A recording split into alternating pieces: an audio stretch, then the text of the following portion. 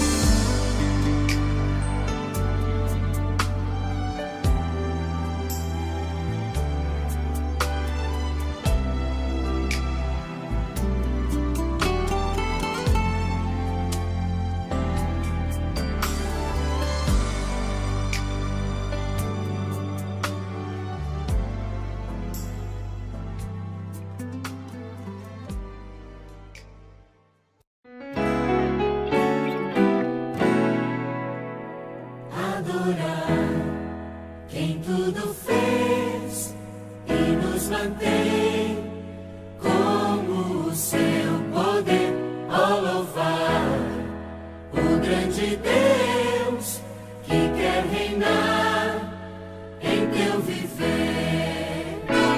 Adorar quem tudo fez e nos mantém como o seu poder, ó louvar o grande Deus que quer reinar em teu viver.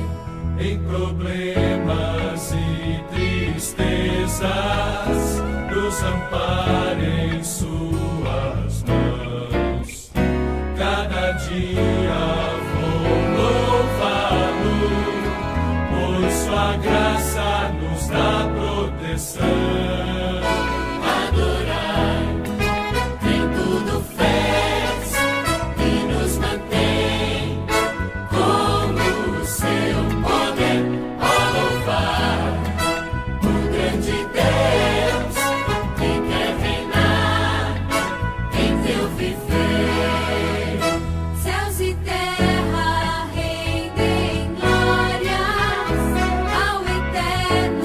Criador.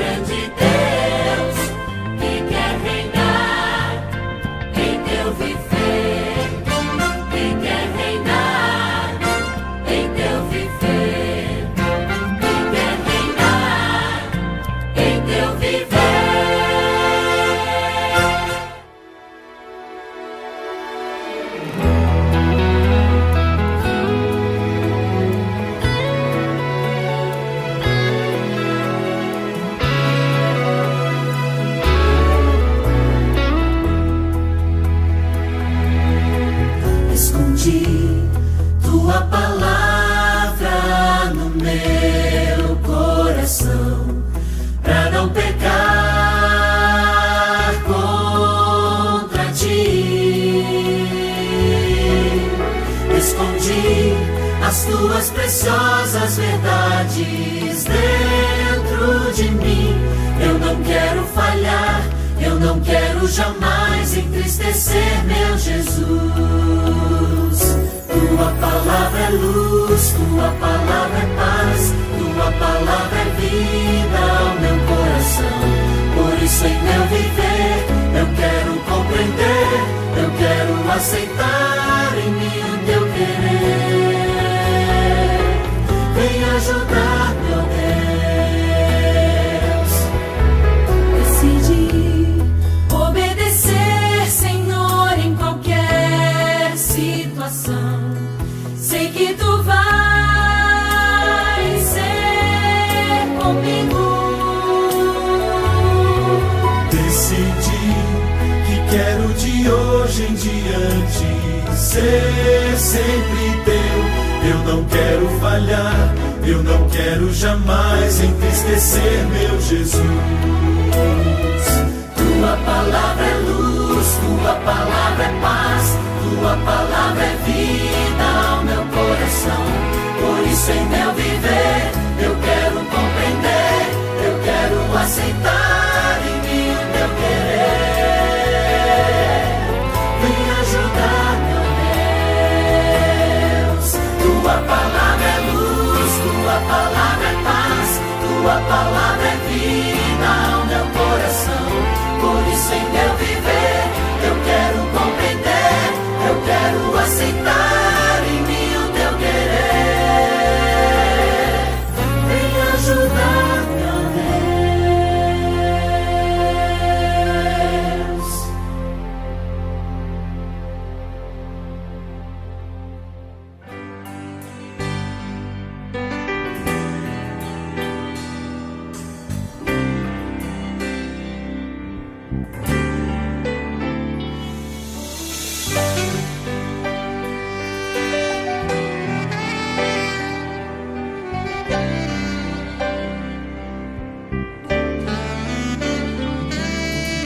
Este é meu desejo, Senhor, te honrar com meu coração, te adorar.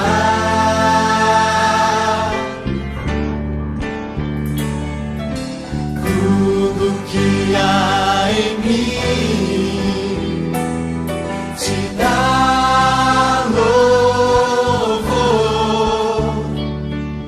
só a ti adoro, meu Senhor.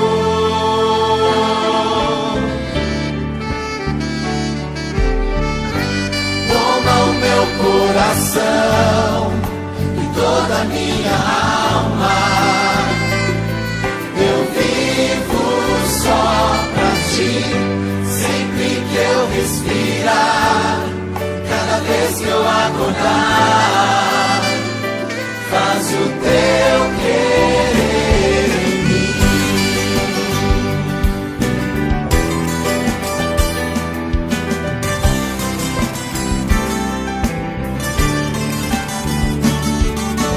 Este é meu desejo, Senhor, te honrar com meu coração,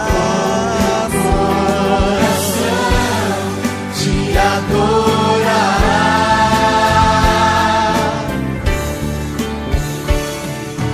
Tudo que há em mim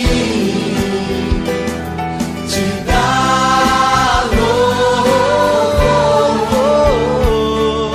só a ti adoro, meu Senhor, meu Senhor. Toma o meu coração, toda a minha alma, eu vivo só pra ti, sempre que eu respirar, cada vez que eu acordar, faz o teu querer em mim. Toma o meu coração, toda a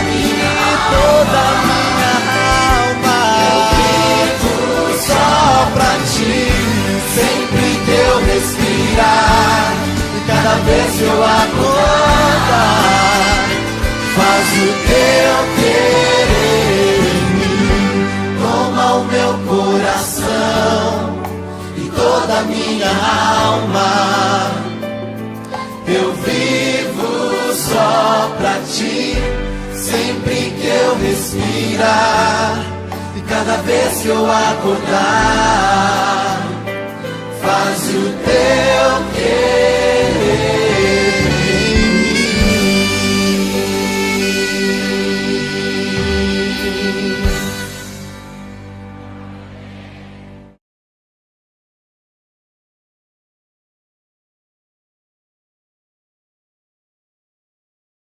Boa noite, irmãos. Hebreus 3.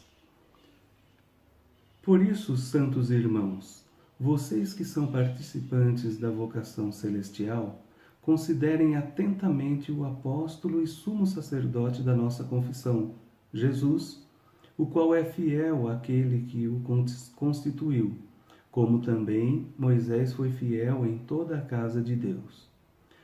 No entanto, assim como aquele que edifica uma casa tem maior honra do que a casa em si, também Jesus tem sido considerado digno de maior glória do que Moisés. Pois toda casa é edificada por alguém, mas aquele que edificou todas as coisas é Deus. Moisés foi fiel em toda a casa de Deus como servo para testemunho das coisas que haviam de ser anunciadas. Cristo, porém, como filho, é fiel em sua casa. Esta casa somos nós, se guardarmos firme a ousadia e a exultação da esperança. Por isso, como diz o Espírito Santo, hoje, se ouvirem a sua voz, não endureçam o coração, como foi na rebelião, no dia da tentação no deserto, onde os pais de vocês me tentaram, pondo-me à prova, e viram as minhas obras durante 40 anos. Por isso, me indignei contra essa geração e disse: o coração deles sempre se afasta de mim, e eles não conheceram os meus caminhos. Assim, jurei na minha ira: não entrarão no meu descanso. Tenham cuidado, irmãos, para que nenhum de vocês tenha um coração mau e descrente, que se afaste do Deus vivo. Pelo contrário, animem uns aos outros todos os dias, durante o tempo que se chama hoje, a fim de que nenhum de vocês seja endurecido pelo engano do pecado. Porque temos nos tornado participantes de Cristo, se de fato guardamos firme até o fim a confiança que desde o princípio tivemos. Como se diz: hoje, se ouvirem a sua voz, não endureçam o coração, como foi na rebelião. E quem foram os que ouviram e mesmo assim se rebelaram? Não foram todos os que saíram do Egito por meio de Moisés? E contra quem Deus se indignou durante 40 anos? Não foi contra os que pecaram, cujos cadáveres caíram no deserto? E a quem jurou que não entrariam no seu descanso, senão aos que foram desobedientes? Assim, vemos que não puderam entrar por causa da incredulidade. Deus abençoe a todos. Amém.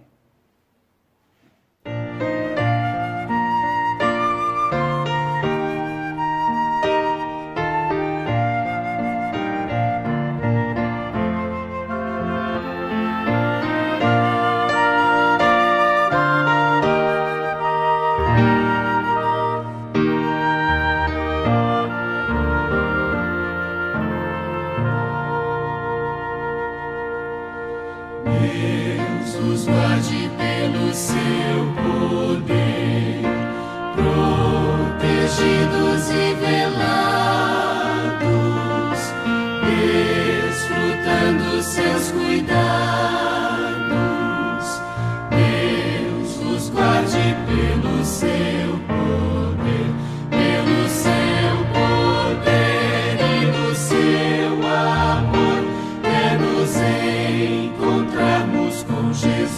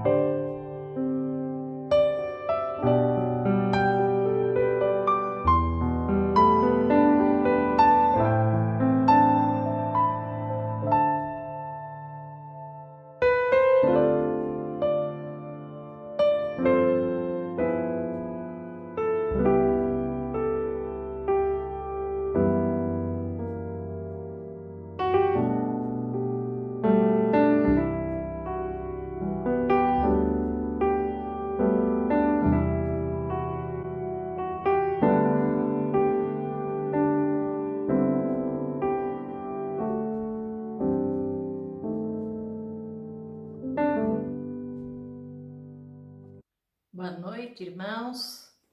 Vamos orar? Pai nosso que estás nos céus, somos gratos a Ti, Senhor, por esse privilégio que temos de podermos chamá-lo de Pai. Porque um dia nós entendemos o plano de salvação e aceitamos a Jesus Cristo como nosso Salvador. Pai querido, eu quero pedir uma bênção especial para o programa desta noite, para a Tua palavra que vai ser divulgada, mesmo não sendo presencial, mas que possamos alcançar vidas que estão distantes de nós ouvindo esta live e que, se porventura elas ainda têm alguma dúvida em seus corações, que seja hoje o dia para eles tomarem uma decisão ao lado de Cristo. Queremos Te agradecer, Senhor Deus, pelas crianças da nossa igreja, pelos adultos, pelos jovens, pelos músicos e por todos aqueles que se envolvem nesse trabalho, e mesmo à distância nós possamos estar unidos em oração e de coração. Pai amado, querido, queremos pedir agora uma bênção especial para o nosso pastor Marcos Samuel, que vai divulgar a Tua palavra, Senhor Deus. Que ele não fale de si, mas que tudo seja inspirado lá dos altos céus, colocado em seus lábios, aquilo que a Tua palavra diz através da Bíblia. Obrigado, Senhor Deus, por todas as providências que o Senhor tem nos dado, por Tua fidelidade, nada tem nos faltado. O Senhor supre as nossas necessidades a cada dia, não porque merecemos, mas porque o Senhor é um Pai de benignidade, de misericórdia.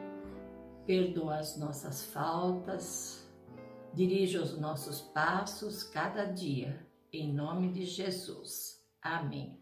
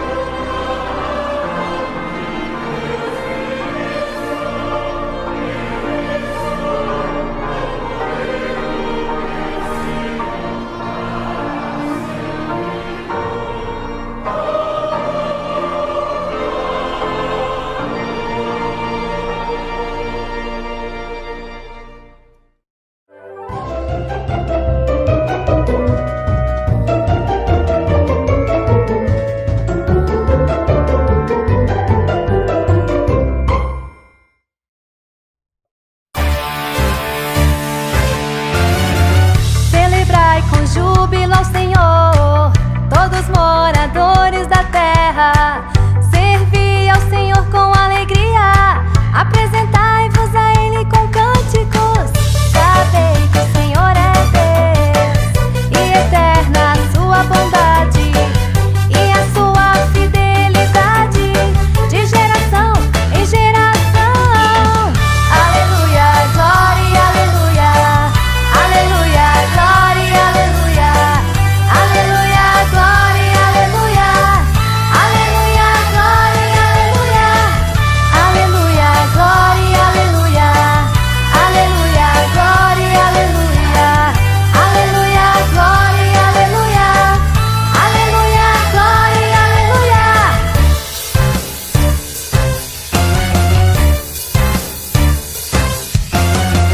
Celebrai com júbilo ao Senhor, todos moradores da terra. Servi ao Senhor com alegria, apresentai-vos a Ele com cânticos. Sabei que o Senhor é Deus, e eterna a sua bondade e a sua fidelidade, de geração em geração. Aleluia, glória, aleluia. Aleluia, glória, aleluia. Aleluia, glória, aleluia. Aleluia, glória, aleluia. Aleluia, glória, aleluia. Aleluia, glória, aleluia. Aleluia, glória, aleluia. Aleluia, glória, aleluia. Aleluia, glória, aleluia. Aleluia, glória, aleluia. Aleluia, glória, aleluia. Aleluia, glória, aleluia. Aleluia, glória,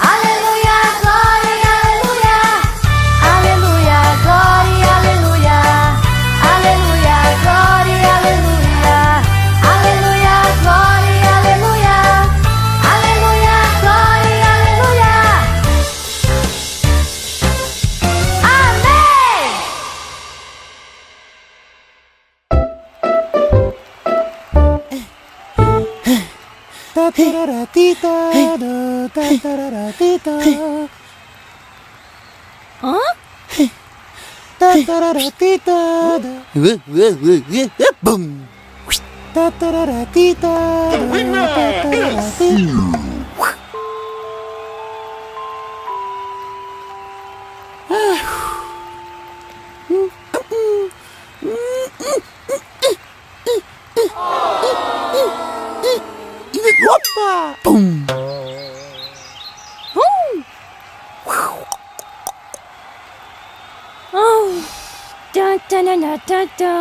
Opa!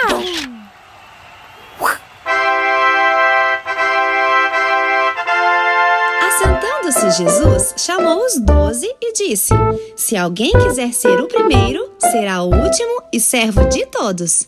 Marcos 9:35.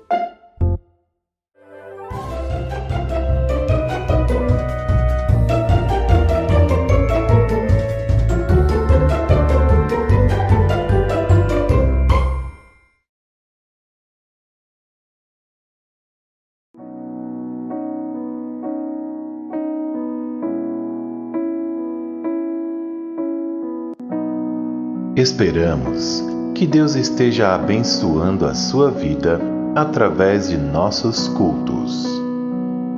Se assim for, e você é um crente em Jesus Cristo, ajude-nos a edificar mais vidas. Utilize os dados abaixo para sustentar o trabalho dessa igreja. Igreja Batista Redenção de Bragança Paulista, Banco Itaú, Agência 0680, Conta corrente 21857, dígito 5. Banco Itaú, Agência 0680, Conta corrente 21857, dígito 5. Qual o seu padrão cristão? Você ajuda ou só desfruta?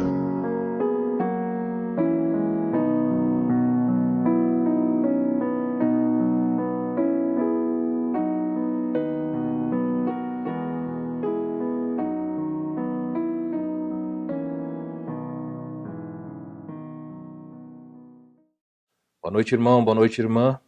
Chegamos ao momento do culto em que nós vamos estudar a palavra de Deus. Eu quero convidar você a abrir a sua Bíblia em Efésios, capítulo 4. Nós leremos hoje do versículo 7 ao 12. Efésios 4, 7 a 12, e diz assim a palavra de Deus. E a cada um de nós foi concedida a graça conforme a medida repartida por Cristo. Por isso diz, quando ele subiu às alturas, levou cativo o cativeiro e concedeu dons aos homens. Ora, que quer dizer subiu, senão que também havia descido até as regiões inferiores da terra? Aquele que desceu é também o mesmo que subiu acima de todos os céus, para encher todas as coisas. Ele mesmo concedeu uns para apóstolos, outros para profetas, outros para evangelistas e outros para pastores e mestres, com vistas ao aperfeiçoamento dos santos para o desempenho do seu serviço, para a edificação do corpo de Cristo. Tá aí o texto dessa noite. Nós vamos partilhar, vamos pensar um pouquinho a respeito de verdade. Estamos olhando aí ao livro de Efésios, do capítulo 1 ao 3, já vimos que ele fala da nossa posição em Cristo, da nossa posição elevada nele. E a partir do capítulo 4 até o capítulo 6, o apóstolo Paulo vai falar sobre a prática da vida cristã. Uma vez que nós temos essa posição tão digna, uma vez que fomos comprados, predestinados, uma vez que fomos abençoados com toda sorte de bênçãos, que fomos selados, uma vez que estávamos mortos e agora somos vivos, uma vez que existia separação entre judeus e gentios, e Paulo diz que Deus cria um novo povo chamado igreja, e agora quem é judeu hoje, que se converte, passa a ser participante da igreja. Quem é gentil, ou seja, quem não é da nação de Israel e se converte também passa a participar da igreja. De modo que Paulo diz que estar na igreja, pertencer à igreja é um grande privilégio, porque nós somos novas criaturas, temos livre acesso ao nosso Deus. E quando chegou no capítulo 4, Paulo então começa a defender a prática cristã e desafia cada um de nós a andar com longanimidade, ter paciência, suportar os irmãos. Tudo isso nós já vimos. Vimos também que a semana passada que o apóstolo Paulo mostra que o que é mais importante para Deus. Deus quer que a igreja, uma vez que ele fez tudo isso para resgatar a igreja e colocá-la numa posição de tamanha dignidade, de tanta dignidade, o apóstolo diz que nós devemos andar de maneira coerente com essa fé. Vimos então unidade como uma coisa extremamente importante.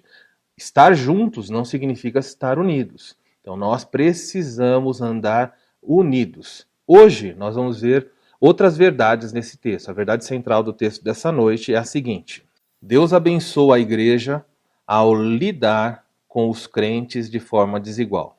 Hoje vamos ver o que eu vou chamar de a bênção da desigualdade na igreja. O objetivo dessa mensagem, não se assuste com o título da mensagem, estou falando que há uma bênção na desigualdade e nós precisamos entender o que a Bíblia fala sobre desigualdade. Em alguns aspectos, nós sabemos que desigualdade tem a ver com uma atitude errada em relação a outras pessoas.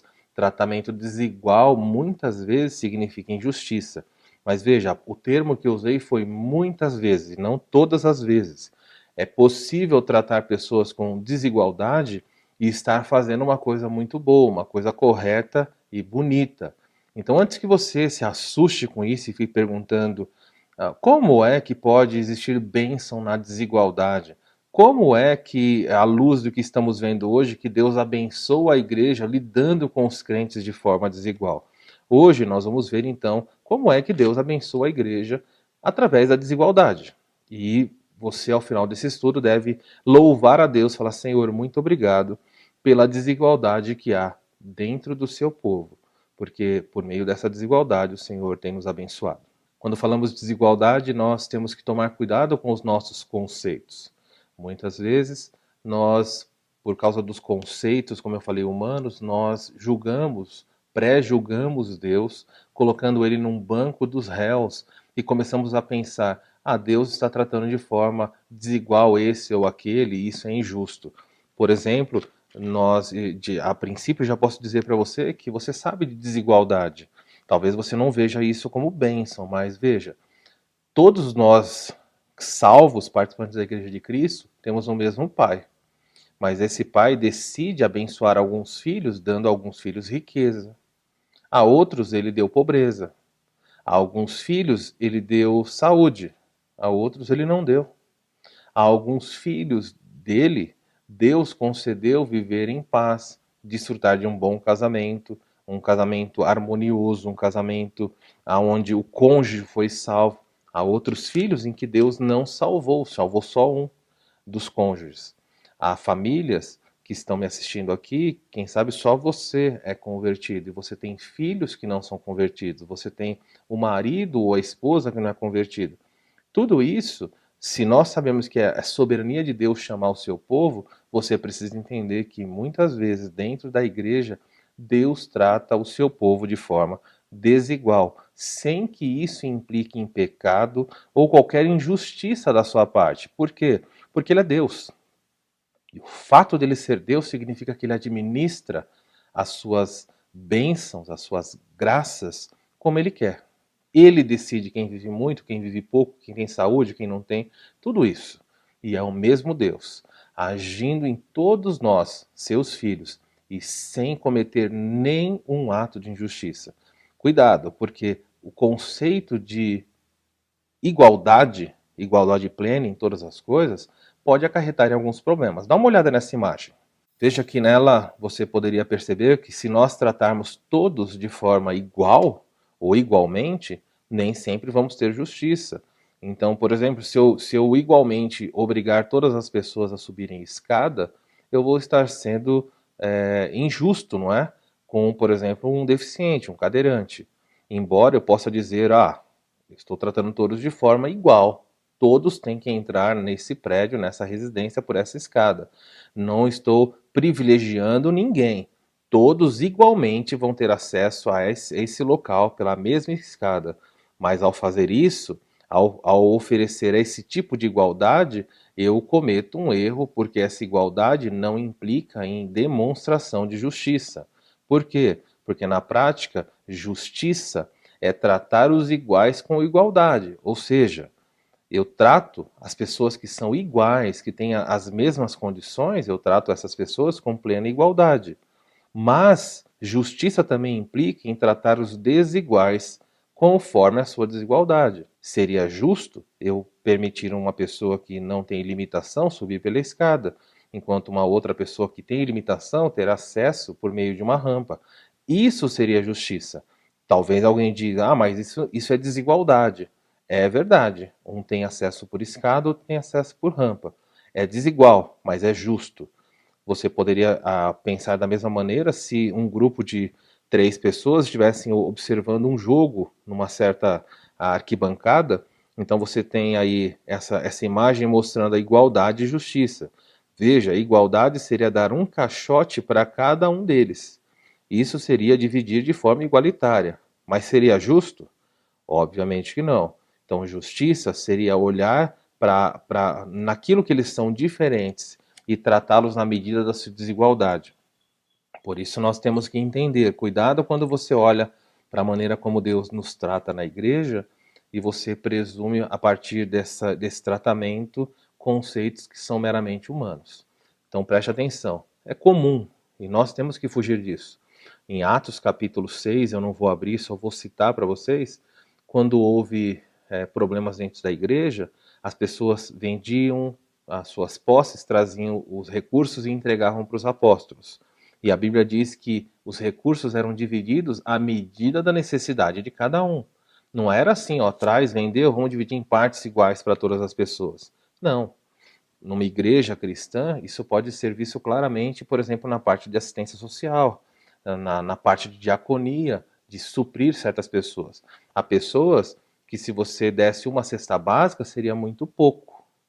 Às vezes uma pessoa pode receber 2 cestas básicas, seriam necessárias para aquela família, para aquela pessoa, para aquela situação. Enquanto outra, se receber uma cesta básica, já seria injusto, porque não precisa. Então, na igreja, nós agimos, nós tratamos de maneira desigual. Existe uma bênção nisso, porque na desigualdade, muitas vezes até mesmo do tratamento com uma pessoa e outra, nós oferecemos então justiça. Da mesma forma, Deus sabe tratar o seu povo, quando é necessário, com desigualdade. Nesse texto nós vamos ver a bênção de Deus ter feito isso. Quero chamar sua atenção para o primeiro ponto dessa mensagem. O primeiro ponto dessa mensagem é o seguinte: Deus abençoa a igreja dividindo a sua graça de forma desigual. Deus abençoa a sua igreja dividindo a sua graça de forma desigual. O texto diz: e a cada um de nós foi concedida a graça. Paulo diz que todos os crentes, a cada um, sem distinção, aí nós temos igualdade, ninguém ficou de fora. Na administração da sua graça, Deus concedeu a cada crente a extensão, o seu favor. De que forma? Quando nós falamos de salvação, essa graça, quando relacionada à salvação, ela é dada de forma igualitária. Ninguém foi salvo um pouquinho ou um montão. A graça nos igualou. Por quê? Nós estávamos igualados no pecado. Todos nós, sem distinção, estávamos mortos em nossos pecados e delitos, por causa de Adão, o nosso primeiro representante, não é? Adão pecou e toda a humanidade se tornou pecadora. Mas em Cristo, o nosso segundo representante, não todos, em Adão todos se tornaram pecadores. E em Cristo, alguns vão se tornar justos. Eu espero que você possa desfrutar dessa graça que foi dada em Cristo. Então, nesse sentido, a graça oferecida na cruz, para quem foi salvo, ela foi igualmente distribuída. Mas o versículo 7 do capítulo 4 de Efésios diz mais. Ele fala assim: e a cada um de nós foi concedida a graça, conforme a medida repartida por Cristo. Conforme a medida repartida por Cristo significa que ele distribuiu graça em proporções diferentes. Então eu sei que a graça a qual ele está se referindo nesse versículo não está relacionada à graça da salvação, porque a graça da salvação foi oferecida igualmente. Então qual é a graça? Qual é esse presente que Deus distribuiu conforme a medida que Cristo quis repartir? Por sua decisão soberana e sábia, ele administrou a sua graça. Nós poderíamos ficar aqui pensando, discutindo, confabulando qual seria, mas nós precisamos olhar para a Escritura. Quando nós não sabemos uma coisa, podemos buscar na Escritura a resposta para esse dilema. Eu convido você a voltar para o capítulo 3. No capítulo 3, Paulo usa a mesma expressão e aí ele deixa claro para nós a que graça ele está se referindo. Capítulo 3, versículo 2, é dito assim: se é que tendes ouvido a respeito da dispensação da graça de Deus, a mim confiada por todos vós. Paulo diz assim: olha, vocês já ouviram que Deus, na sua dispensação, na sua distribuição, na administração da sua graça, ele ofereceu uma graça para mim, apóstolo. E que graça é essa? No capítulo 3, versículo 7, ele fala assim: eu fui constituído ministro conforme o dom da graça de Deus a mim concedida, segundo a força operante no seu poder. Veja, Paulo diz assim: eu fui salvo igualmente, mas aprove a Deus em sua graça repartir comigo o privilégio do apostolado. O apóstolo Paulo falou assim: eu recebi o favor, Deus, na sua administração, podendo fazer isso com outras pessoas, ele escolheu não fazer com outras, mas com um grupo limitado, fora os seus discípulos que andaram com Jesus. Paulo, aqui fora do tempo, como alguém nascido fora do tempo, um apóstolo depois que Cristo foi ao céu, nós vemos aqui que Paulo fala: a graça dele foi repartida comigo. E que graça é essa? Ele decidiu fazer algo por mim, me dando a sua graça, o privilégio de servi-lo. No versículo 8 diz assim, Paulo diz, olha como ele destaca a sua graça: a mim, o menor de todos os santos, me foi dada esta graça. Que graça é essa? O versículo 8 termina dizendo: a graça de pregar aos gentios o evangelho das insondáveis riquezas de Cristo. O apóstolo Paulo, então, deixa claro que Deus, na sua administração, deu a ele, Paulo, a graça de pregar o evangelho aos gentios. algo que ele não havia feito com Pedro, algo que ele não havia feito com os demais apóstolos. Me parece que a concentração do ministério apostólico dos demais apóstolos era voltada aos judeus, principalmente no início do seu trabalho. O apóstolo Paulo recebeu uma graça na sua administração. Deus falou: você, Paulo, vai receber a graça para pregar aos gentios. E Paulo diz: eu, alguém indigno, o menor dos santos, eu, perseguidor da igreja, eu, um homem que consentiu no assassinato de alguns santos da igreja.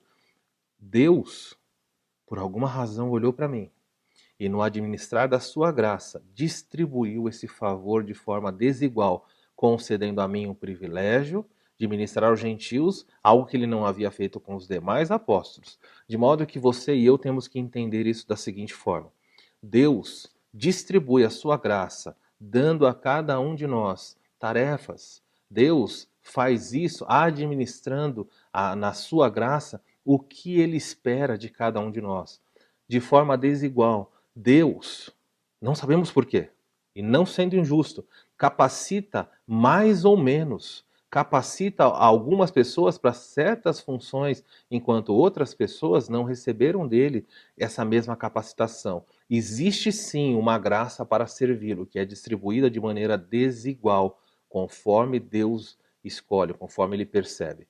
O texto continua dizendo assim: por isso, versículo 8, por isso diz, quando ele subiu às alturas, levou cativo o cativeiro e concedeu dons aos homens. O apóstolo Paulo decide fazer uma citação de um texto aqui que estranhamente foi trazido para esse contexto. Paulo vai fazer uma citação do Salmo 68. Paulo faz uma citação de uma prática antiga no Oriente Médio, ou no mundo antigo, melhor assim dizendo. Era muito comum, quando existia batalha entre dois reinos, o rei que vencia, o que fazia? Ele pegava despojos, né? Ele pegava a riqueza dos derrotados, e na hora de ir embora, depois de ter matado vários dos seus inimigos, ele levava várias pessoas cativas. Ele levava prisioneiros, e esses prisioneiros eram levados para servi-lo. Era assim que funcionava. Muitas vezes o rei distribuía os presentes. Olha só que interessante. Era comum um rei, por exemplo, entrou numa batalha, venceu, na hora de ir embora, ele pegou toda a riqueza do perdedor e também pegou pessoas que ficaram vivas e levou embora como escravo. Então ele voltava com duas riquezas: servos e dons, presentes, coisas que o espólio da sua batalha. Paulo se apropria dessa figura aí usada no antigo, dessa realidade que aconteceu no antigo mundo, e ele traz para a pessoa de Cristo. O rei, quando voltava vitorioso, com os presentes que ele tinha, muitas vezes ele presenteava o seu povo. Ele dava presentes para o povo, mas uma coisa que ninguém fazia era levava os escravos, os seus prisioneiros, e quando chegava lá, ou matava os prisioneiros ou colocava eles para trabalhar.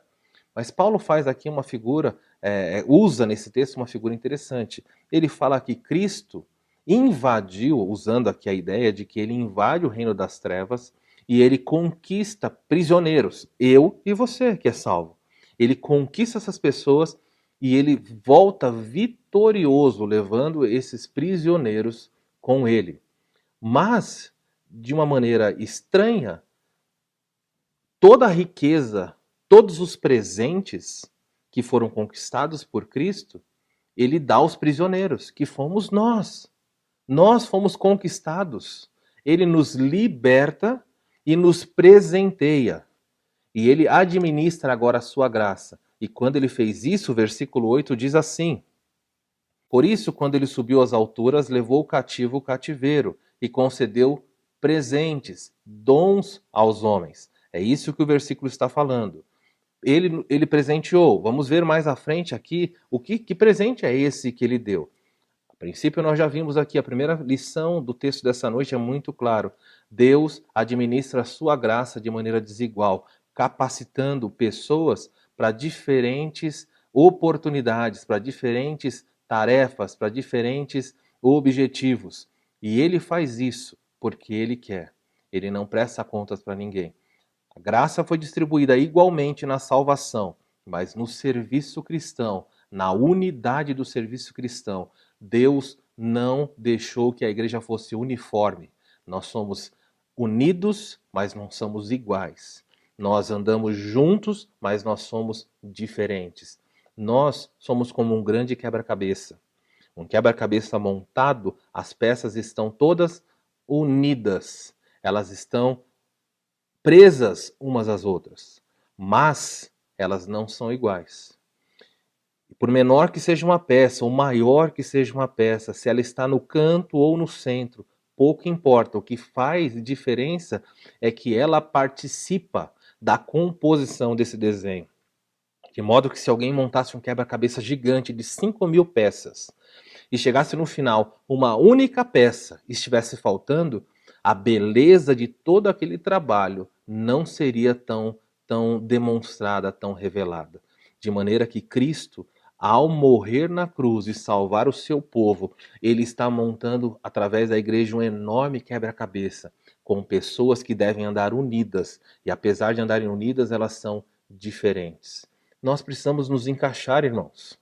Nós somos chamados para andar juntos, mas nós não somos uniformes. Deus não fez quadradinhos iguais.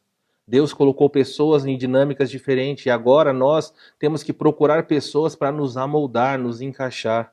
Já reparou que uma peça de quebra-cabeça, normalmente ela se junta a mais 4?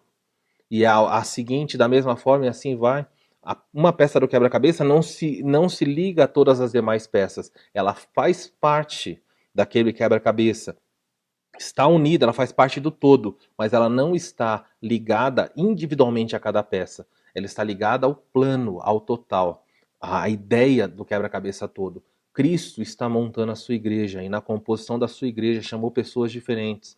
Há pessoas perto de você com quem você tem mais familiaridade, mais afinidade. Una-se a essas pessoas. A beleza da igreja está na unidade. Nós precisamos caminhar unidos. Talvez você não tenha afinidade e unidade com todas as pessoas da igreja em que você participa, mas você precisa fazer parte do todo. Não pode ficar faltando o seu papel. Há uma tarefa para você. Você precisa encontrá-la, você precisa cumprir. Quantas igrejas estão com buracos na composição do que Deus está fazendo? Por quê? Porque crentes não entram, não acham o seu lugar, não se ajustam, insistem em ficar fora daquilo para o qual foram chamados. Que triste isso. Muitas pessoas ficam choramingando dizendo: eu não tenho função aqui na igreja, eu não tenho função no plano de Deus. É claro que você tem. Se Deus te salvou, à luz do que nós estamos vendo aqui, Paulo falou que há uma graça repartida com cada um. Não há ninguém no povo de Deus que não tenha recebido dele graça para servi-lo. O grande teólogo do século XVI, João Calvino, disse o seguinte: nenhum membro do corpo de Cristo recebe tal perfeição que o torne apto a suprir as próprias necessidades sem a assistência dos outros. O que João Calvino está dizendo é que nenhum de nós recebeu todos os dons. Deus, na divisão da sua graça, deu, muitas vezes, de forma desigual, para alguns, muitas coisas, e para outros, poucas. Mas ele nunca deu tudo para um só. De modo que ninguém pode olhar para si mesmo e falar: eu não preciso dos demais. Você precisa dos seus irmãos. E ninguém pode olhar para si mesmo dizendo: eu não recebi nada. Ninguém recebeu tudo e também ninguém deixou de receber pelo menos um pouco da graça de Deus. Use essa graça. Todos nós precisamos uns dos outros. Essa é a bênção de ser igreja. Há pessoas que receberam muitas habilidades, mas no mínimo uma cada salvo recebeu. E a pergunta que eu faço para você é: aonde é que você se encaixa no quebra-cabeça da igreja em que Deus colocou você? O que você está fazendo? É você uma peça de quebra-cabeça dentro da caixa? Porque se você está dentro da caixa, você é completamente inútil. Qual é a função do quebra-cabeça da peça dentro da caixa? Quem fez o quebra-cabeça fez para que ele fosse montado, unido e exposto. Cristo quer mostrar a beleza da obra redentora dele na cruz, montando um povo, trazendo um povo diferente de cultura, de convicção, de padrão social, de cultura diferente, e unindo eles e fazendo uma pintura maravilhosa. Infelizmente, por causa das nossas esquisitices, nós muitas vezes, ao invés de formarmos um quadro bonito, nós formamos aqueles quadros horripilantes. Não sei você, mas às vezes eu vejo obras que as pessoas mostram, pinturas, quadros, e as pessoas falam assim, olha que quadro, e você fala assim, nossa, que quadro lindo, que valioso. E eu olho para aquele quadro, meus irmãos, eu não daria R$1. O quadro é feio, é horrível. Vou mostrar para vocês algumas pinturas. Veja aí, as pessoas falam que é bonito. Onde está a beleza nisso? E muitas igrejas são assim. Quando se unem, quando estão juntos, são esquisitas, são estranhas. Você já vê aquelas pinturas que tem o nariz grande, a cabeça grande, o olho fora de lugar, o olho perto da barriga. Gente, que coisa horrível.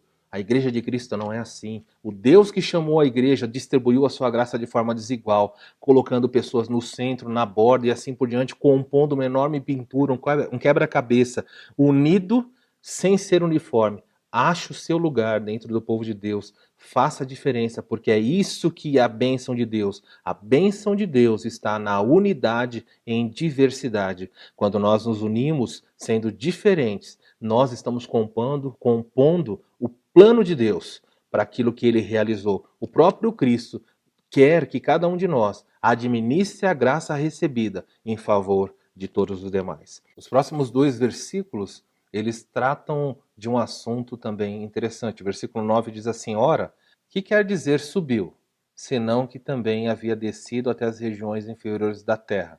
Muitas pessoas fazem confusão com esse versículo, tome cuidado. Muitas pessoas, ao fazer essa leitura, dizem o seguinte, e na versão que você acabou de ler, diz assim, desceu, havia descido às regiões inferiores da terra. Muitas pessoas, existem 2 possibilidades de interpretação, e muitas pessoas ficam aí confusas a respeito disso. A primeira possibilidade, embora seja uma possibilidade muito remota e que, na verdade, vai trazer mais problemas do que solução, há pessoas que acreditam que Cristo, no momento entre a sua morte e a ressurreição, por exemplo, ele morreu na sexta-feira e vai ressuscitar no domingo, entre a morte e a ressurreição dele, ele desceu até as regiões inferiores da terra, foi lá no fundo da terra e, segundo a cultura, né, medieval, de que o inferno fica bem embaixo da terra, no centro da terra, as pessoas defendiam que Cristo foi até lá e entre sexta e domingo ele pregou o evangelho dentro do inferno, ou anunciou a verdade dele para o inferno, e então foi isso que aconteceu, é isso que o versículo está falando aqui, que ele desceu às regiões inferiores da terra. Eu não consigo fazer essa leitura nesse texto. Os gramáticos, os estudiosos da língua grega, dizem que a expressão desceu às regiões inferiores, o da terra, se segura aí, não precisa se preocupar com esse tipo de coisa. Esse da terra é um genitivo apositivo. Não se preocupa com isso. Os gramáticos mostram que é um genitivo de explicação. Então, a melhor leitura para o texto seria desceu às regiões inferiores, à terra, ok? O que é isso? Ele está no céu. Se ele está no trono de glória, o texto estaria falando não do que aconteceu entre a sua morte na sexta e a ressurreição no domingo, mas estaria falando do seu nascimento, dizendo que Cristo, no momento da encarnação, desceu às regiões inferiores do seu reino, do seu universo. Que regiões são essas? Aqui a terra. Ele saiu do céu de glória e desceu à terra. Essa é a melhor leitura, é a leitura que se harmoniza mostrando que Cristo de fato encarnou. E é um problema que certamente estava na mente de Paulo, porque existiam no primeiro século pessoas que defendiam, ensinavam que a matéria é má, ou seja, diziam que Deus nunca se encarnaria. E Paulo diz aí bem claro, Cristo subiu. E se ele subiu, para ele subir, então ele tinha que ter descido. Desceu aonde? As regiões inferiores. Onde é? Aqui a terra. Andou entre os seres humanos e depois voltou ao céu. Então, não acredite nessa possibilidade de que Cristo desceu e foi até o inferno, até porque se isso tivesse acontecido, nós teríamos diversos desdobramentos ruins, se implicaria uma segunda chance após a morte. Imagina, o inferno estaria vazio. Imagina a pessoa em tormento no inferno, Cristo foi lá e pregou. Alguém quer aceitar? Tem gente que fala assim, não, ele não pregou a salvação, ele só foi lá e anunciou a sua vitória, dizendo, eu venci, viu? E depois subiu. não precisa fazer esse desdobramento. Eu sei que algumas pessoas até podem ir nessa direção, mas é mais provável, a grande parte dos eruditos defendem que Cristo desceu do céu até aqui a terra e andou entre nós. É disso que está falando. O texto continua. Aquele que também desceu é o mesmo que subiu acima de todos os céus. Quando fala subiu acima de todos os céus, para não me delongar, porque ele fala acima de todos os céus. Existem mais céus? Na cultura dos judeus, na antiguidade, algumas pessoas defendiam a existência de três céus, e outros até de 7 céus. Então Paulo vem e fala assim, ele subiu até acima de todos os céus, para deixar claro que ele foi aonde? A presença de Deus. Cristo Jesus, na sua ascensão depois da morte, ele foi até a presença de Deus o Pai. É isso que ele quer ensinar. Nada disso. Essa contagem de 3 céus, 5 céus, 7 céus, isso não importa. Isso é um pensamento do homem antigo. O que nós sabemos aqui que Paulo está mostrando. Cristo, ao subir, voltou à presença aonde está o seu Pai, o Deus Todo-Poderoso. Continuando, ele diz assim, versículo 11, e aí vem o segundo ensino dessa noite. Deus abençoa a sua igreja, dividindo funções de forma desigual. Deus abençoa a sua igreja, dividindo funções de forma desigual. O texto diz assim, ele mesmo concedeu uns para apóstolos, outros para profetas, outros para evangelistas, outros para pastores e mestres. Está aqui uma divisão, me parece bem linear, bem tranquila de entender. Na administração da sua graça, Deus capacitou alguns mais do que outros. Ele fez isso porque ele quis. Salvou igualmente e distribuiu a graça para servi-lo de maneira diferente. E depois que ele distribuiu a graça para servi-lo de forma desigual, ele também deu aos homens funções desiguais dentro da igreja. Nós não precisamos na igreja ter a mesma função. Ele diz assim que ele chamou uns para apóstolos. E a sequência como o versículo é apresentado, ele está mostrando aqui a cronologia de como Deus trabalhou. Embora muita gente hoje, principalmente os neopentecostais, vão dizer que isso não é verdade, os apóstolos, é o primeiro que ele cita aqui. Cristo subiu aos céus. E aí ele fala assim, ele mesmo instituiu uns para apóstolos. O primeiro grupo que ele formou eram os apóstolos. Os apóstolos, os verdadeiros apóstolos, eles ficaram restritos ao período formativo da igreja. Ou seja, apóstolos de verdade existiram só no primeiro século. Todos os apóstolos existiram apenas, vou repetir, no primeiro século. Os apóstolos que existem hoje, todos eles estão mentindo. Não há apóstolos na atualidade. Apóstolo, para ser apóstolo, você precisava de algumas coisas. Ter visto Cristo ressurreto, pessoalmente. Jesus aparecer ressurreto para você. Isso era uma das marcas do apostolado. Mas Cristo apareceu para um monte de pessoas em Atos 1. Então não era a única prova. Tinha que ver Cristo ressurreto. Depois tinha que ser empossado na função para ser apóstolo pelo próprio Cristo. Isso já joga por terra todos os apóstolos, as pessoas que dizem, ser apóstolos da atualidade.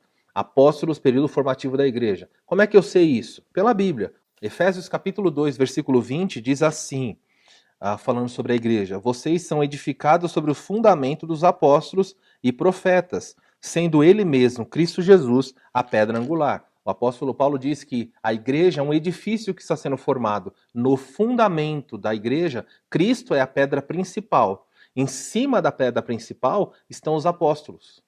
Depois dos apóstolos, os profetas. Que profetas? Os profetas do Antigo Testamento? Não. Os profetas do Novo Testamento. Quando Deus formou a sua igreja, os apóstolos tinham uma função de apresentar o evangelho, de mostrar para a igreja as verdades relacionadas ao que Cristo transmitiu. Mas existiam outros conhecimentos, existiam verdades que precisavam vir à tona. E a Bíblia não estava completa. Nós não tínhamos, no primeiro século, a escritura completa. Então, o que Deus fez? Ele colocou os apóstolos e também deu para a igreja profetas. O que os profetas faziam? Os profetas, eles não ficavam adivinhando o futuro. Essa semana você vai conseguir um namorado, essa semana vai ganhar uma casa, esse tipo de coisa. Olha, Deus está me falando que tem alguém hoje aqui com dor no joelho. Essa bobeira que as pessoas inventam por aí, isso aí não tem nada a ver com profecia. A profecia no primeiro século consistia assim, em trazer revelação para a igreja, revelação nova. e muitas vezes até compreensão de verdades que foram ditas e eles não tinham entendido. Esse era o papel dos profetas no Novo Testamento. A profeta trazia a revelação sobre o futuro? Em raríssimas exceções trazia, quando a revelação tinha algo relacionado de impacto para toda a igreja. Há um profeta no Novo Testamento, em Atos, chamado Ágabo. Ele se encontra com Paulo e ele tira os cintos de Paulo, prende os braços, as mãos de Paulo e diz: o Espírito Santo me disse que por onde você for, há cadeias te esperando. Ele fez uma revelação sobre o futuro do Paulo, de uma pessoa, do apóstolo Paulo. Por que ele fez isso? Porque a prisão do apóstolo impactaria toda a expansão do evangelho. Mas nós não vemos no Novo Testamento profecias particulares. Olha, Deus vai te dar isso, Deus vai te dar aquilo, você vai ficar rico, você vai ver isso, vai ver assim. Então, o que acontece hoje, as profetadas de hoje em dia, que acontecem na igreja, são invenções. Profetas, apóstolos e profetas são funções dadas desigualmente para a igreja. Deus deu alguns para apóstolos no primeiro século, terminaram, não tem mais apóstolos. Deus depois constituiu profetas, os profetas cumpriram seu papel no primeiro século também. Terminando isso, parou-se o período apostólico e profético. Quando você continua, ele fala que depois, olha a dinâmica da construção do edifício. Cristo, o fundamento principal. Os apóstolos, a base da igreja. Juntamente com os apóstolos, os profetas. E depois que você colocou o fundamento da igreja, você precisa agora expandir a igreja. Quem eu uso para fazer com que o evangelho chegue a mais e mais pessoas? Evangelistas. Deus chama evangelistas e os evangelistas pregam, e a expansão do evangelho se torna muito poderosa, muito grande. Nem toda pessoa recebeu de Deus a função de ser evangelista. Veja, agora tome cuidado, em Mateus capítulo 28, Cristo manda que todos nós preguemos o evangelho a toda criatura. Então, pregar o evangelho é uma tarefa de todos os crentes. Ninguém pode se eximir de pregar, de anunciar a verdade. Mas há pessoas que receberam a função de evangelista. E essas pessoas, quando exercem esse ministério, é inacreditável ver o que aconteceu. Nós vimos na história recente evangelistas que nós conhecemos. Billy Graham, o evangelista, olha o impacto desse homem. Vocês conhecem aí o saudoso que faleceu esse ano aqui, nosso querido Haroldo Heimer, outro evangelista. Nós conhecemos tantos na história, John Wesley, Moody e assim por diante. Deus levantou, de tempo em tempo ele levanta evangelistas. Evangelista era o primeiro século, não, evangelista sempre tem. Apóstolos e profetas, no começo da igreja, evangelistas. E depois de evangelistas, você pregou o evangelho, a pessoa se converte, para onde ela vai? Ela vai para a igreja. Se a pessoa chegar na igreja e todo domingo tiver um evangelista pregando, ele prega salvação, prega salvação, prega salvação, no quarto domingo você fala: eu já entendi, eu já sou salvo. Eu já entendi. Eu sou pecador, Cristo morreu por mim. Eu aceitei Jesus, eu agora sou um salvo. E agora o que eu faço? Na semana que vem ele prega de novo. Você é pecador, tem que aceitar Jesus. Você vai olhar para aquilo e vai ficar desesperado. Então olha a sequência que o apóstolo escreve para nós. Ele deu uns para apóstolos, Jesus fez isso, profetas, evangelistas, e depois termina como? Dizendo pastores e mestres. Alguns dizem aí, fazem confusão com esse termo, achando que são duas pessoas, duas funções, né? Deus chamou alguns para serem pastores e outros para serem mestres. Mas o que parece mais provável aqui é que ele está falando de pastores mestres. Por quê? Porque a essência do trabalho pastoral é ser alguém que ensina. Não é a única coisa do trabalho pastoral, mas o trabalho pastoral consiste em ensino, de modo que todo pastor deveria ser mestre. Todo pastor, em alguma esfera, está ensinando. É claro que existem pessoas com ampla habilidade no ensino. Existem pessoas que se destacam mais por ser mestre do que por si só pastorear. Mas todo pastor é mestre. Então, se ficar claro para você, é assim: nem todo mestre é pastor. Nem todo mestre pastoreia. Mas todo pastor deve ser mestre no trabalho que ele está fazendo. Então nós já vimos nessa noite duas verdades: que Deus abençoa a sua igreja, tratando o seu povo de maneira desigual. Como ele faz isso? Ele distribuiu a sua graça de maneira desigual. Em segundo lugar, nós vimos que ele dá para nós tarefas, ele distribuiu para a igreja funções de forma desigual. E ele, ao fazer isso, abençoa o seu povo. O objetivo dele é abençoar o seu povo. A terceira lição desse texto vem no próximo versículo. O verso diz assim: porque ele constituiu apóstolos, profetas, evangelistas, pastores e mestres. O versículo 12 diz: com vista ao aperfeiçoamento dos santos para o desempenho do seu serviço e para a edificação do corpo de Cristo. De modo que a última lição desse texto é que Deus abençoa a sua igreja, dando a cada membro o mesmo objetivo. Então vejam, ele tratou de forma desigual na distribuição da graça, ele tratou de forma desigual nas funções que cada um exerce. Todos nós temos uma tarefa a fazer. E antes de olhar esse último ponto, nós estamos olhando aqui e vendo que Deus também abençoa a sua igreja, agora dando a todos. Se ele deu funções diferentes e usou a graça de forma diferente, neste caso, ele tem um objetivo único. E ele agora dá um objetivo igualitário. Um objetivo que une toda a igreja. Não importa se é apóstolo, profeta, evangelista, não importa quem você seja dentro do povo de Deus. Se você é líder ou se você é ovelha, no desempenhar da sua função, usando a graça que foi concedida, o objetivo é um só. O objetivo de Cristo é o aperfeiçoamento dos santos. Ele distribuiu isso. Ele deu à igreja, ele presenteou, ele amou tanto a igreja, que ele presenteou o povo de Deus com pessoas para que cuidassem do rebanho. E por quê? Porque Deus, nós já falamos aqui que os apóstolos não existem mais, os profetas não existem mais. Hoje existe dentro da igreja evangelistas e pastores mestres. Esses dois grupos estão ali. Por que Deus deu para a igreja, que quem diretamente trabalha com rebanho são pastores? Porque os pastores mestres foram dados à igreja? Foram dados, o versículo diz, com vistas ao aperfeiçoamento dos santos. Veja, a função que Deus atribuiu a mim pela sua graça é para que eu capacite você para o seu trabalho. Nós temos vivido numa sociedade cristã estranha. Na prática, sabe o que tem acontecido? A Bíblia diz que eu fui dado à igreja. Deus amou as ovelhas e deu um pastor para as ovelhas. Muitas pessoas acham que Deus amou o pastor e deu as ovelhas para o pastor. Então o pastor pode fazer o que quiser. E não é assim. A verdade é que Deus ama tanto o rebanho que trouxe pessoas para tomar conta do rebanho. Mas Deus quer que o rebanho, Deus quer que as suas ovelhas desempenhem um papel, porque Ele deu para você uma graça. Ele distribuiu com você uma graça. E muitas igrejas sabem como funciona? O pastor é o faz tudo. Precisamos visitar os doentes. O pastor tem que visitar. Precisamos pregar na igreja. Só o pastor que prega. Precisamos, vamos fazer uma campanha. O pastor que vai fazer. Vai ter EBF? O pastor tem que dirigir. Vai ter reunião não sei o quê? O pastor.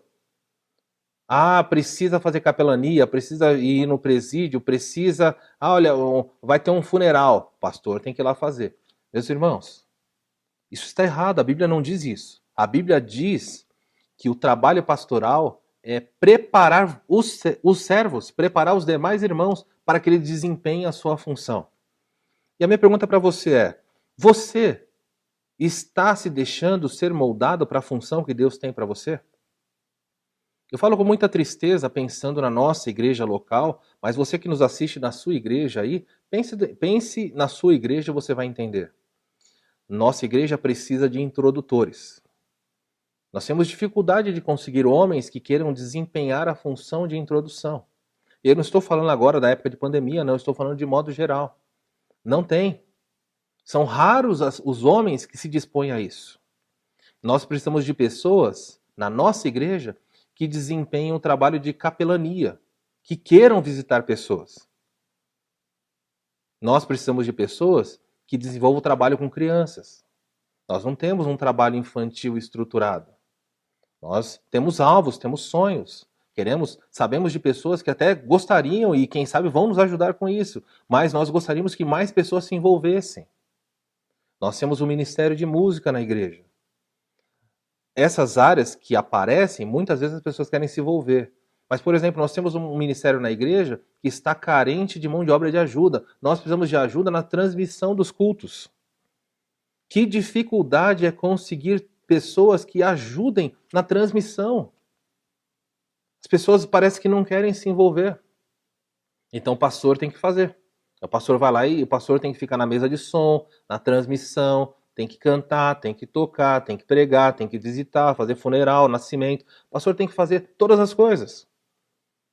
Aonde estão os homens e mulheres de Deus que estão desempenhando o seu papel? Aonde é que você se encaixa nesse rebanho onde Deus te colocou? Qual o seu papel, afinal de contas? Porque o meu papel é a função de um treinador de futebol.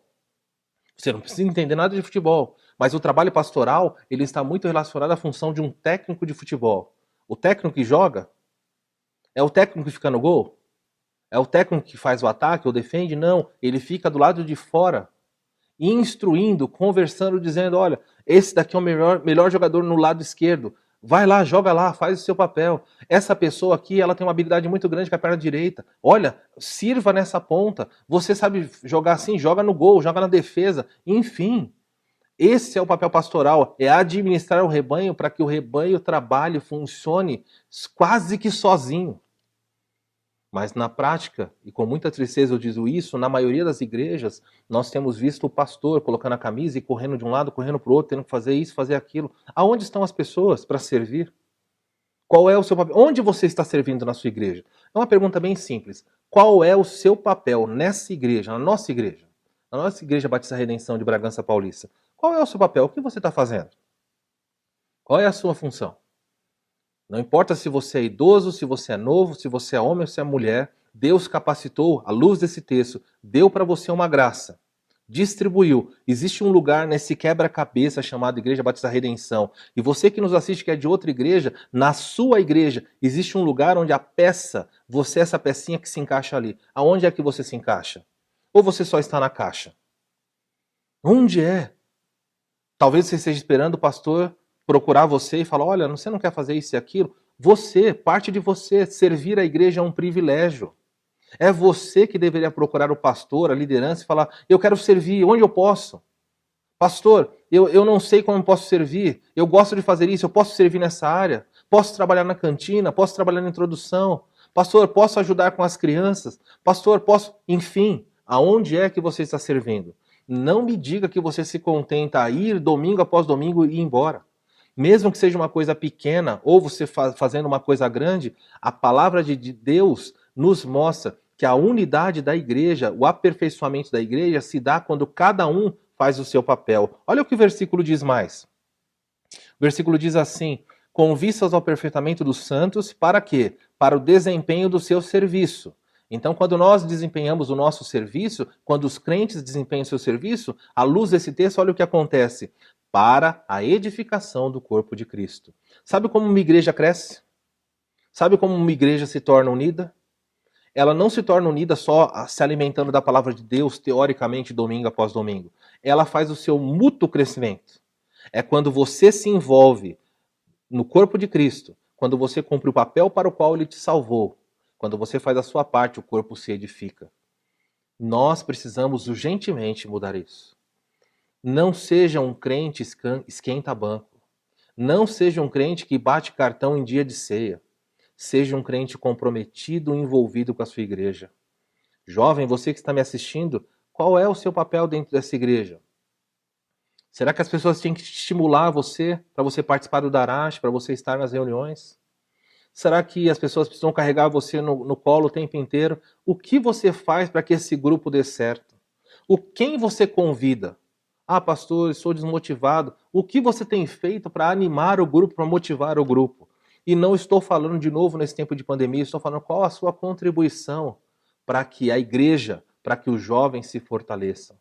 É muito fácil reclamar do departamento infantil, do louvor, da introdução, de qualquer outra coisa, dos belas. Enfim, é fácil reclamar. Mas o que você tem feito? Homens, mulheres, crianças, idosos, você tem que achar o seu papel. Enquanto você não achar o seu papel, eu lamento dizer, a nossa igreja e a igreja de outras pessoas que nos assistem será uma igreja raquítica, uma igreja deficitária. Deus quer abençoar a sua igreja pela desigualdade. Ele distribuiu a graça de forma desigual. Ele deu funções desiguais, mas o objetivo dele é o mesmo: a edificação do corpo de Cristo, através do seu envolvimento, do seu trabalho em prol dos seus irmãos. Vamos nos unir, vamos fazer isso. Vamos celebrar a unidade. Vamos celebrar a nossa não uniformidade, o fato de sermos diferentes. Cada um se encaixando no seu lugar. E Deus construindo esse grande quebra-cabeça. E quando terminar, a pintura que vai surgir dessa imagem será maravilhosa para a glória dele. Eu espero que naquele dia você possa, diante dele, falar: Senhor, eu ocupei o meu lugar. Eu cumpri o meu papel. Faça aquilo para o qual Deus chamou você para fazer. Vamos orar. Pai, eu quero te agradecer. Tem sido um desafio para o povo de Deus enxergar a responsabilidade que o Senhor tem dado. Até quando, Senhor, homens e mulheres, os teus servos, vão dormir? Até quando o seu povo vai se acomodar? Até quando as pessoas vão inventar desculpas para não se envolver? Eu sou muito jovem, eu sou muito tímido, eu sou muito humilde, eu não tenho tempo, os meus estudos me atrapalham, o meu trabalho toma muito tempo. Pastor, não sei falar em público, não sei orar, não sei isso. Todas as pessoas, Senhor, receberam graça para servir. Sua palavra não mente, é a verdade. Se receberam graça, também receberam do Senhor uma tarefa. Desperta o seu povo. Desperta a sua igreja. Cada irmão que nos assiste aqui da nossa ou de outras igrejas que estão nos assistindo, eles precisam desempenhar o seu papel. Nos ajuda, porque não é a minha função fazer tudo, Senhor. Minha função é treinar a igreja. Mas eu preciso dos jogadores. Eu preciso de pessoas que queiram se envolver. Une a sua igreja, pacifica a sua igreja, mas dá a essa igreja a percepção da responsabilidade que tem. E assim nós vamos desfrutar com alegria a bênção da desigualdade. Porque uma vez que o Senhor não deu os dons, todos os dons para todos, cada um de nós precisa do outro. Ninguém pode ser crente sozinho. Ninguém pode ser crente sozinho. Nós precisamos um dos outros. Nós oramos assim, em nome de Jesus. Amém. Deus te ajude, meu irmão, minha irmã, a encontrar o seu papel dentro do rebanho e assim crescer, permitindo que os irmãos desfrutem da bênção da desigualdade. Nós vamos terminar esse culto com uma canção. Deus abençoe você. Nós temos avisado, dia 4 de outubro, primeiro domingo de outubro, o culto presencial vai ser retomado na nossa igreja, apenas na parte da noite. Domingo, dia 4 de outubro, às 18h30, será o nosso primeiro culto. Então se prepare, se você quiser, não é obrigatório. O culto vai ser transmitido aqui também pela internet, mas como o culto vai ser presencial, o nosso culto vai ser um pouco mais breve, para evitar que as pessoas fiquem muito tempo agrupadas, tá bom? Vamos avisando isso com calma. Se você é um crente, está sendo abençoado de alguma forma pelo ministério dessa igreja, se for da sua vontade, nós falamos isso sempre deixando você à vontade, tem que ser voluntário, mas se você quiser, ajude a sustentar igrejas sérias. Não permita que as igrejas sérias não tenham mais acesso, não consigam manter as portas abertas. Abençoe o povo de Deus, abençoe os incrédulos, porque quando uma igreja prega a verdade, o povo de Deus é edificado e a mensagem da salvação também é anunciada. Fique na graça do Senhor, nos vemos em breve. Deus abençoe cada um de vocês.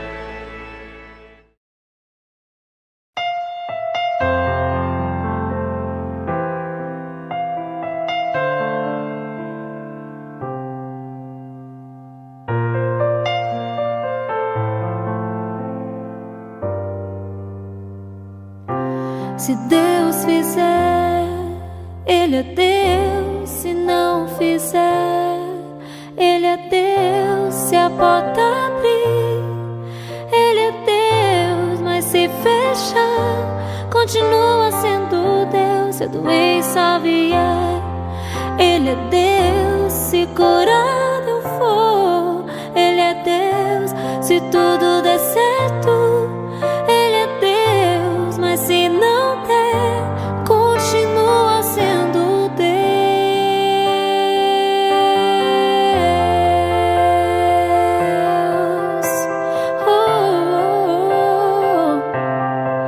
Ele é Deus.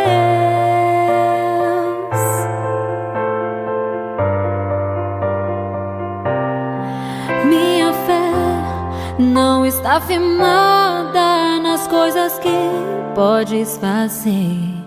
Eu aprendi a te adorar pelo que és. Dele veio, sim, eu amei. Somente dele, mais ninguém. A Deus seja o louvor. Se Deus fizer, Ele é Deus. Se não fizer, Ele é Deus. Se a porta abrir, Ele é Deus. Mas se fechar, continua sendo Deus. Se a doença vier, Ele é Deus. Se curado eu for, Ele é Deus. Se tudo der certo, Ele é Deus. Mas se não der, continua sendo Deus. Eu não adoro pelo que Ele faz, adoro pelo que Ele é. Haja o que houver, sempre será Deus.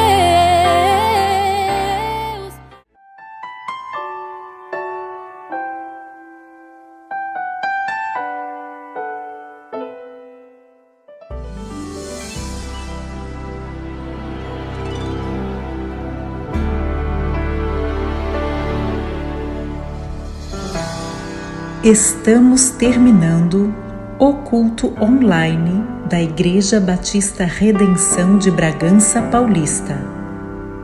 Desejamos a todos uma excelente semana. Nossa oração é para que o Senhor te abençoe e te guarde. Que o Senhor levante sobre ti o seu rosto e te dê a paz. Amém.